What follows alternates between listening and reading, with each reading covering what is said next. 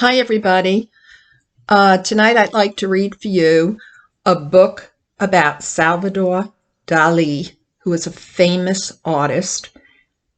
This book is written by Mike Venezia, and he also did illustrations that you'll see in this book. This is a difficult book, slightly difficult book to read, but because I'm reading it to you and because there are wonderful art pictures in here, it's good for all levels. Okay. I'm going to skip some pages because they have a timeline of Dali's life, which I'm not going to read to you, and they also have some important dates in his life. But what I want you to see is one of his most famous paintings, and then I'll read to you about it. This is called The Persistence of Memory, and you can see this painting in Spain. Salvador Dali's best-known paintings are called surrealistic. Most of them are filled with mysterious objects or familiar objects that have been oddly changed. Check out the clock. People refer to this as the melting clock. And I'm going to leave these words here for those of you who think you can read it. You can put it on pause. Even though the things Dali painted look very real, his paintings can be hard to understand. That's because many of the scenes he chose to paint come right out of his dreams. Look at the picture.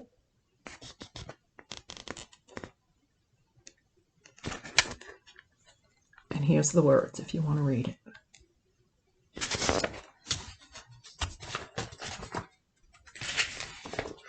Just before Salvador Dali was born, a terrible thing happened to his mother and father. Mr. and Mrs. Dali's first son died. When their new baby arrived, they decided to name him, Salvador, after the child that they had just lost. They treated the new Salvador as though he were their first son, and they were very protective of him. The second Salvador was very confused while he was growing up.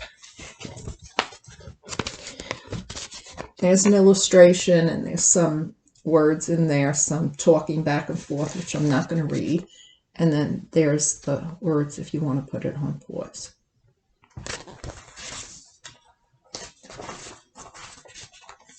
Because he was confused, Salvador Dali acted different from other children. He had strange dreams and fears, and he always wanted attention. And this is a picture of him screaming in school.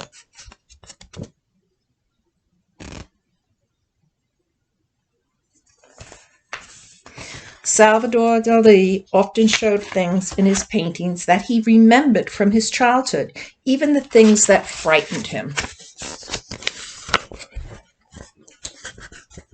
Can you see the picture?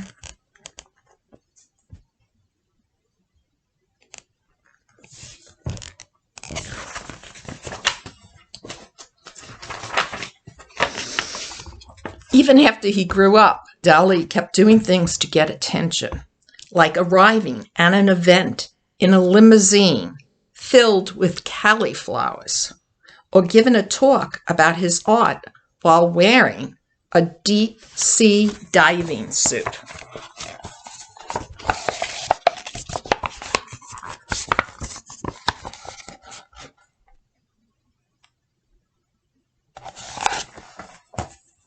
He said he received messages from outer space through his mustache. He was known for this very big mustache, which acted as an antenna.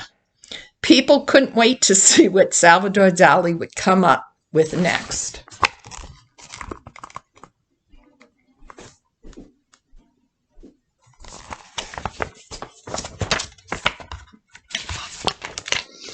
While he was growing up, Salvador Dali had a wonderful imagination, and he was very interested in art. He may have started painting when he was only 8 years old at his family's summer home. The Dali family spent every summer in Cadaqués, Spain, which was right on the sea. Artists from all over the world would come to paint the beautiful scenery there. Some of them were friends of the Dali family. Salvador Dali loved the landscape around Cadaqués and included scenes he remembered in many of his later paintings. Page first.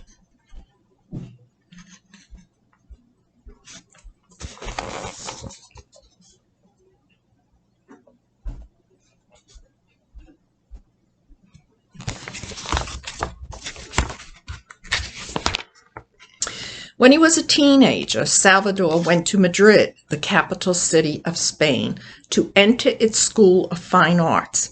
Everything seemed fine at first, but soon Salvador got tired of the old-fashioned way of art was being taught.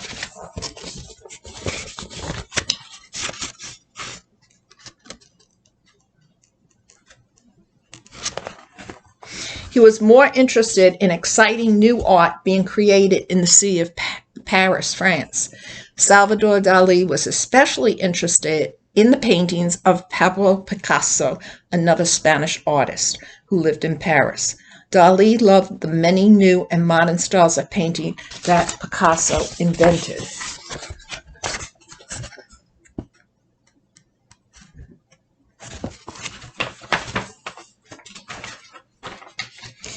Dali made many trips to Paris. On one of the trips, he got to meet Pablo Picasso. And this is a Picasso, this painting right here, although it's not one of his stranger paintings. Some of Dali's early works look very much like Pablo Picasso's painting of that time.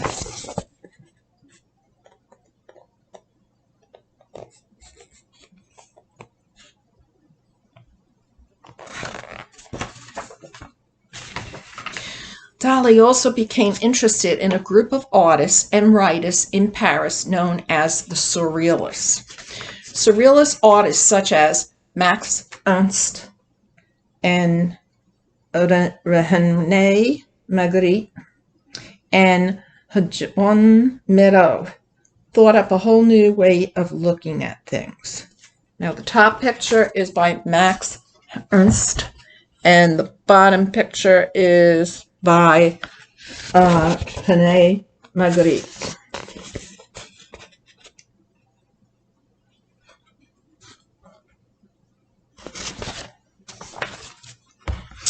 They painted mostly what they remembered from their dreams, or anything that automatically popped into their heads. The surrealists hoped their strange works of art would make people think and discover feelings they never knew they had. They felt that stirring up thoughts from the backs of people's minds was important for the artist to do. This is a Juan Miró painting right here. And there's the words.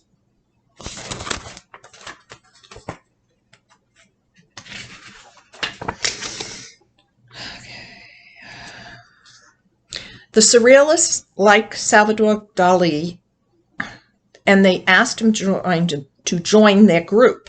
Soon he was painting pictures filled with his own dream-like objects.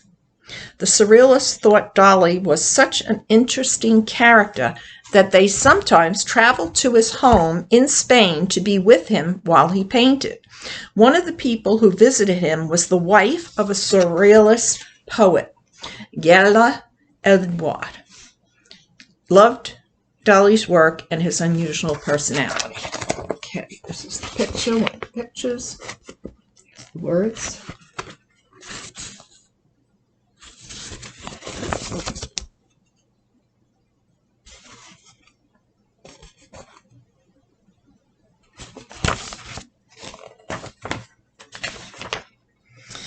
Gala was very imaginative too, and liked attention as much as Dali liked.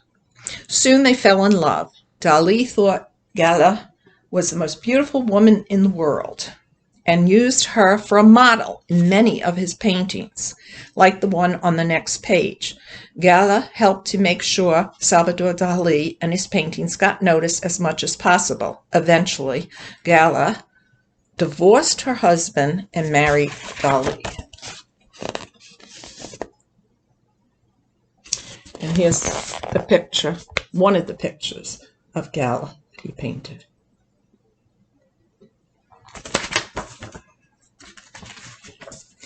Some of Dali's most famous paintings are very tricky. He often showed that things aren't always what they appear to be at first glance. The next page shows a group of people or a statue of the head of a famous French philosopher, and I believe it's Voltaire. It's kind of like looking at clouds and imagining all the different things you can see in them. There's the words. And here's the painting. I do not see the head of Voltaire.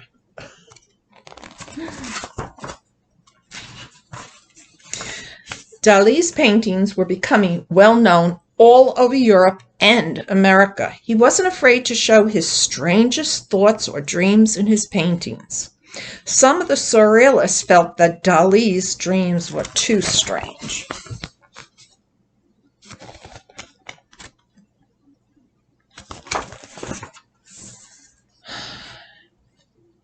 They were sometimes offended at what Dali showed, like the cruel dictator Adolf Hitler in the painting above. Dali thought this was a ridiculous thing for the surrealists to say, and he ended up leaving their group. He continued to paint exactly the way he wanted for the rest of his life. And Hitler is in that little picture there, if you can see him.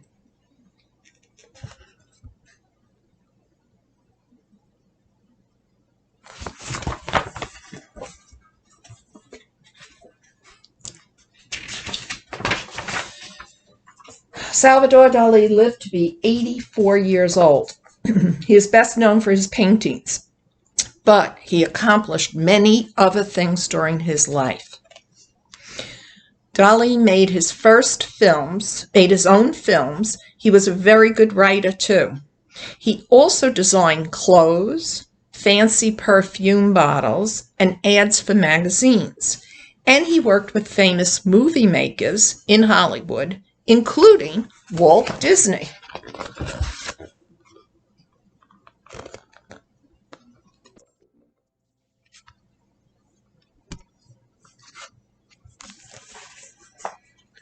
Salvador Dali was always surprising people with his showmanship.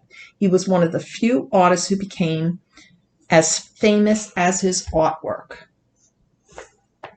Even though Dali showed his private thoughts in his paintings, they somehow seem familiar and often remind people of their own private thoughts and dreams. The top picture is actually a self-portrait. Here.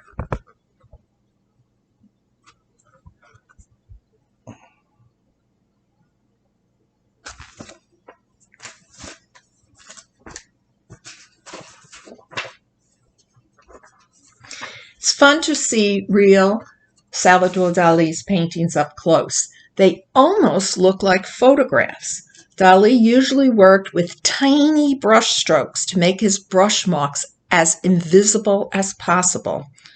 And then it says the paintings in this book came from the museums listed below. When they reproduce a picture of a painting, they have to give credit to whoever owns the paintings, and that's what they're doing here. This is all the names of the museums that these pictures came from. Then in the back, there's a quiz where you can check and see how much you learned from this book. And then there's answers and a few other things. So this is an art book about a great artist, a great surrealist artist. It does take some doing, some time for you to understand his artwork, but this is a good start. So I hope you enjoyed it. Bye.